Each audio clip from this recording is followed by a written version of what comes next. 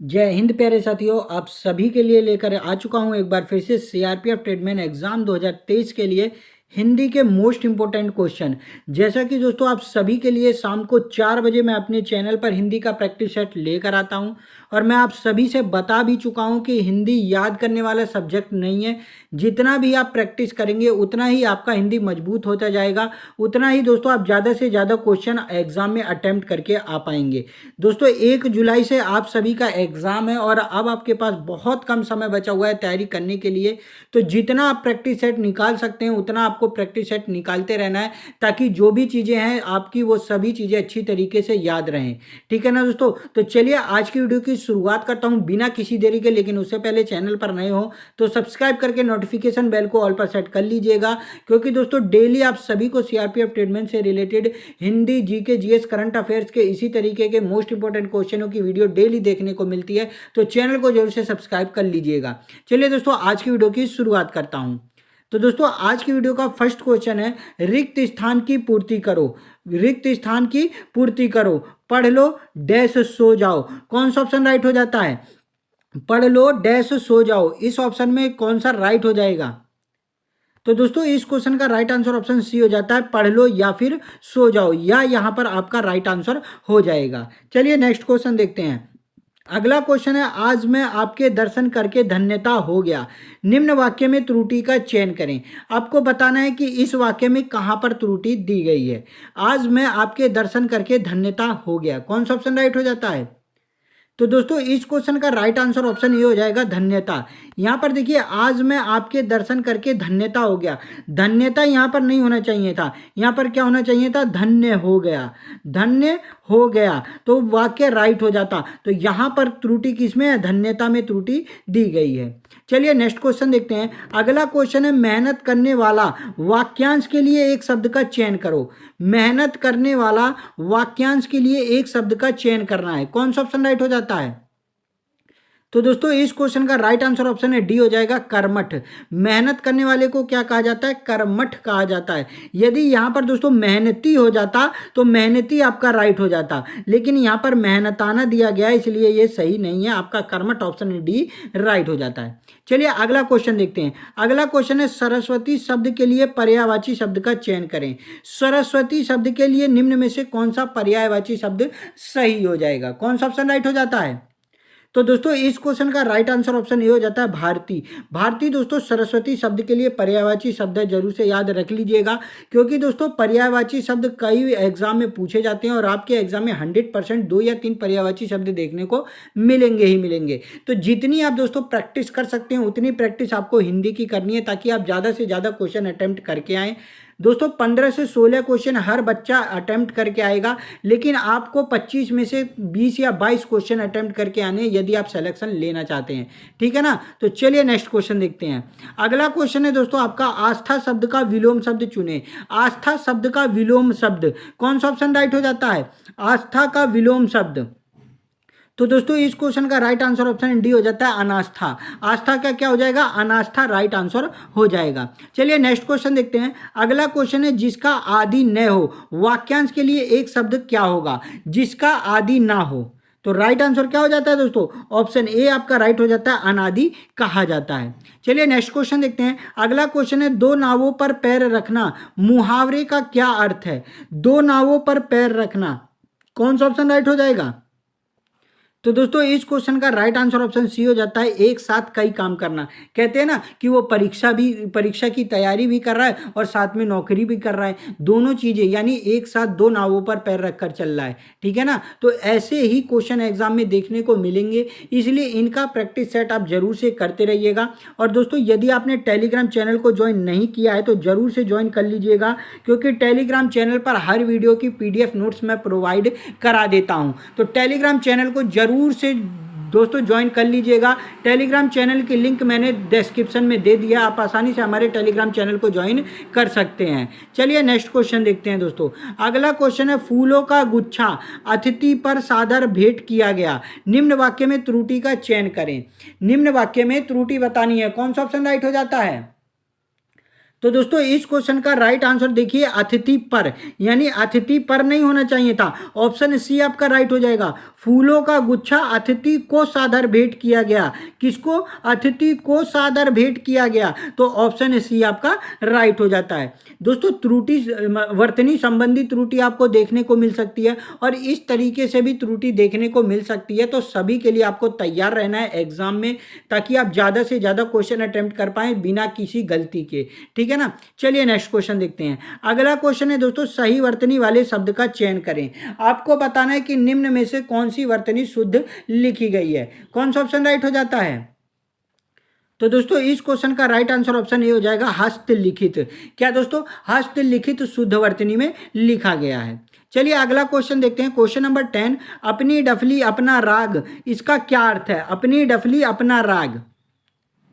तो दोस्तों इस क्वेश्चन का राइट आंसर ऑप्शन है डी हो जाता है, सब अपने मन के अनुसार करना, यानी सब अपने मन के अनुसार कर रहा है, वो तो अपनी डफली अपना राग बजा रहा है, ठीक है ना, याद रख लीजिएगा। चलिए नेक्स्ट क्वेश्चन देखते हैं।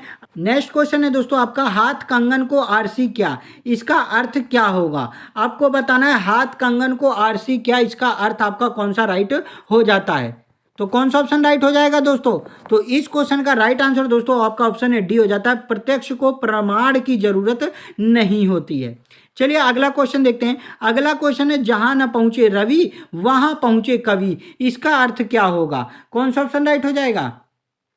दोस्तों यदि आप सिलेक्शन लेना चाहते हैं ना सीआरपीएफ ट्रेडमैन में, तो एक बात जरूर से याद रख लीजिएगा, हिंदी के जितने भी आपको प्रैक्टिस सेट करने हैं उतने ही प्रैक्टिस सेट करते रहिएगा बिना रुके। जितने आप प्रैक्टिस करेंगे उतना आपका हिंदी मजबूत होता जाएगा, उतना ही ज़्यादा से ज़्यादा आप क्वेश्चन अटेम्प्ट कर पाएंगे, ठीक है ना। क्या बोलते हैं, 20 से 22 क्वेश्चन आपको अटेम्प्ट करके आने हैं, तभी आप सिलेक्शन ले सकते हैं। याद रख लीजिएगा 15-16 क्वेश्चन हिंदी में हर बच्चा अटेम्प्ट करके आएगा, तो आपको उसी तैयारी को रखना है ताकि आप 20 से 22 क्वेश्चन अटेम्प्ट करके आ पाए हिंदी में, ठीक है। और प्रैक्टिस जरूर से करते रहिएगा ताकि आपका जो है एक चीज़ रिविजन की तरह पर होता रहे, ठीक है ना, क्वेश्चन आपको याद होते चले जाएं बिना किसी प्रॉब्लम के, ठीक है। चलिए बताइए, जहां ना पहुंचे रवि वहां पहुंचे कवि, इसका अर्थ कौन सा ऑप्शन राइट हो जाता है? तो दोस्तों ऑप्शन ए आपका राइट हो जाएगा, कवि के लिए कहीं भी अगम्य नहीं है। चलिए नेक्स्ट क्वेश्चन देखते हैं। अगला क्वेश्चन है, मजदूर मेहनत करता है किंतु उसके लाभ से वंचित रहता है, वाक्य में कौन सा उदाहरण है? कौन सा उदाहरण है? कौन सा ऑप्शन राइट हो जाता है? तो दोस्तों इस क्वेश्चन का राइट आंसर ऑप्शन सी हो जाएगा, संयुक्त वाक्य। जब कोई दो वाक्य दोस्तों किंतु परंतु के साथ जुड़े हों तो वो संयुक्त वाक्य होते हैं, याद रख लीजिएगा। और यहां पर देखिए किंतु के साथ जुड़ा हुआ है तो संयुक्त वाक्य आपका राइट हो जाएगा। चलिए अगला क्वेश्चन देखते हैं। अगला क्वेश्चन है, निम्न शब्द में तत्सम शब्द का चयन करें। आपको बताना है कि निम्न शब्दों में से तत्सम शब्द कौन सा है। कौन सा ऑप्शन राइट हो जाता है? तो दोस्तों इस क्वेश्चन का राइट आंसर ऑप्शन ये हो जाएगा, सुमन। सुमन क्या है? एक तत्सम शब्द है, आपको जरूर से याद रख लेना है। फूल को दोस्तों सुमन कहा जाता है, यानी फूल का पर्यायवाची शब्द होता है। चलिए नेक्स्ट क्वेश्चन देखते हैं। अगला क्वेश्चन है दोस्तों, दशानन में कौन सा समास है? दशानन में कौन सा समास है? तो दोस्तों मैंने आप सभी को बताया था, जिस समाज के दोनों पद अप्रधान हो और किसी तीसरे की ओर इशारा करके बात की गई हो तो वहां पर कौन सा बहुवीर्य समास होता है। ऑप्शन सी आपका राइट हो जाएगा। दशानन, दस है आनन जिसके, यानी 10 है सर जिसके, किसके 10 सर? रावण के। तीसरे की ओर इशारा कर रहा है तो क्या हो जाएगा? बहुवीर्य समास हो जाएगा। और जब आपको लगे कि तीसरे की ओर इशारा नहीं हो रहा है तो वहां पर कर्मधारय समास होता है। द्वंद्व समास किसे कहा जाता है? जब दो शब्द, दो विलोम शब्द आपस में जुड़े हों योजक चिन्ह के साथ, तो उसे दोस्तों द्वंद्व समास कहा जाता है। जैसे मैं आपसे कह दूं दिन रात, अब यहां पर देखिए दिन का विलोम शब्द रात हो जाएगा और योजक चिन्ह बीच में लगा हुआ है।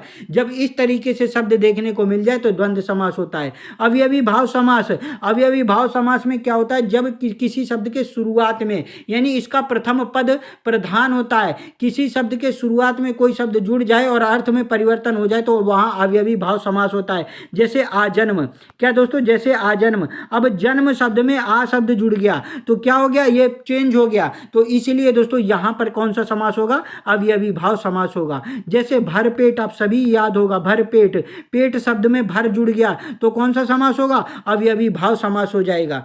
तो इस तरीके से आपको याद रख के चलना है। चलिए नेक्स्ट क्वेश्चन देखते हैं। अगला क्वेश्चन है, सामंजस्य शब्द का सही विलोम शब्द क्या होगा? सामंजस्य शब्द का सही विलोम शब्द शब्द, कौन सा ऑप्शन राइट हो जाता है?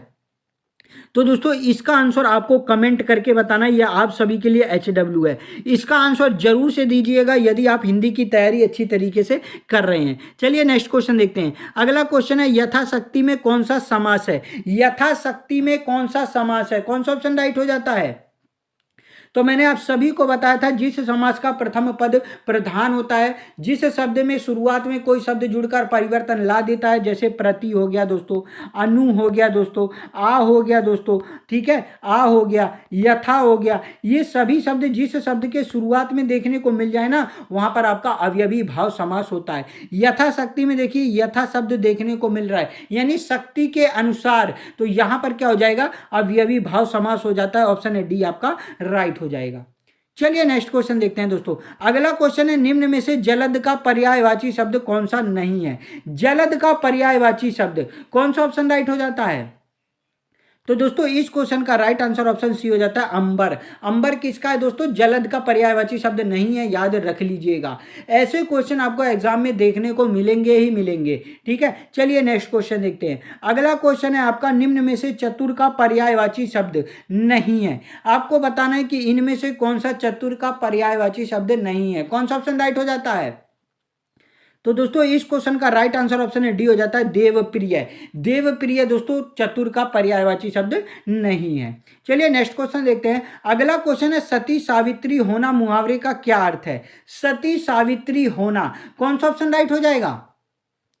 तो दोस्तों इसका राइट आंसर हो जाता है पतिव्रता होना। आप लोग कहते हैं ना, अरे उस सीरियल में तो उसको बहुत ही ज्यादा सती सावित्री दिखाया गया है, यानी पतिव्रता होना। ऑप्शन ए आपका राइट हो जाता है। तो दोस्तों आज के लिए इतना ही। आशा करता हूँ वीडियो आप सभी को अच्छी लगी होगी। यदि दोस्तों वीडियो आपको अच्छी लगी होगी तो एक लाइक जरूर से कर दीजिएगा, अपने सभी फ्रेंड्स में शेयर कर दीजिएगा, और जो क्वेश्चन आप सभी के लिए दोस्तों होमवर्क में दिया जाता है उसका आंसर जरूर से कमेंट करके बताइएगा। वीडियो अगर अच्छी लगी हो तो कमेंट करके बताइएगा। चलिए दोस्तों मिलता हूं नेक्स्ट वीडियो में, तब तक के लिए जय हिंद जय भारत दोस्तों।